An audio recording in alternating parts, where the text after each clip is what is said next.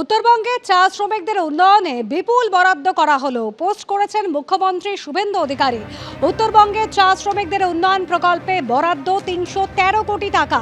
চা শ্রমিকদের সার্বিক কল্যাণ, স্বাস্থ্য এবং শিক্ষাক্ষেত্রেও উন্নয়নে প্রতিশ্রুতিবদ্ধ। শিক্ষা পরিকাঠামোয় চা শ্রমিকদের পরিবারের জন্য বরাদ্দ করা হয়েছে ১৭৭ কোটি টাকা। স্বাস্থ্য সুরক্ষা যোজনায় চা শ্রমিকদের পরিবারের জন্য বরাদ্দ ৭২ কোটি টাকা। চা শ্রমিক আশ্রয় যোজনায় বরাদ্দ করা হয়েছে ৬৩ কোটি টাকা। ৩২১টি বিশ্রামাগার নির্মাণের জন্য বরাদ্দ ৬৩ কোটি টাকা। উত্তরবঙ্গে চা শ্রমিকদের উন্নয়ন প্রকল্প নিয়ে পোস্ট করেছেন মুখ্যমন্ত্রী শুভেন্দু অধিকারী।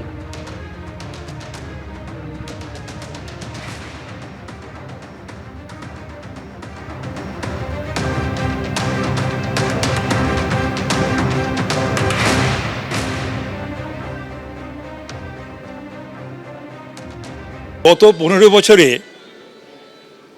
টাটাকে তাড়িয়ে যারা ক্ষমতায় এলো তারা না শিল্প করলো, না কৃষি করলো। সে ব্যর্থতার দায়ও তাদের নিতে হবে।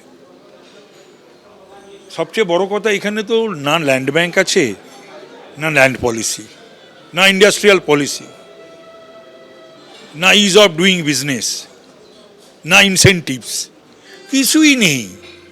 রাজ্যের যারা শিল্পোদ্যোগী অতীত দিনে ছিলেন তারা ক্রমশ দেখা গেছে এ রাজ্য ছেড়েছেন।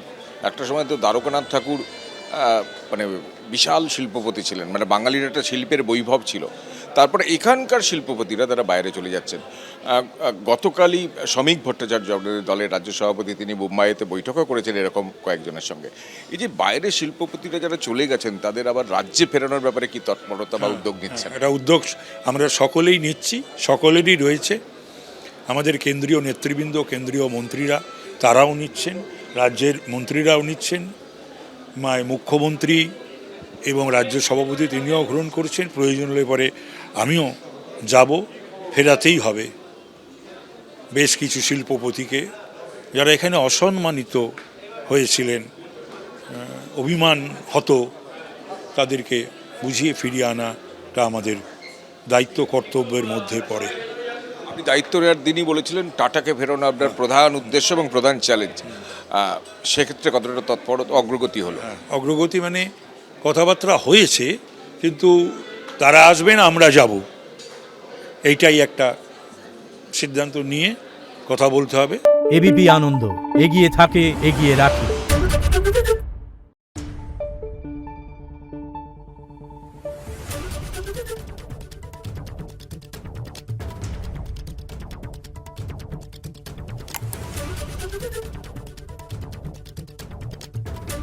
Thank you.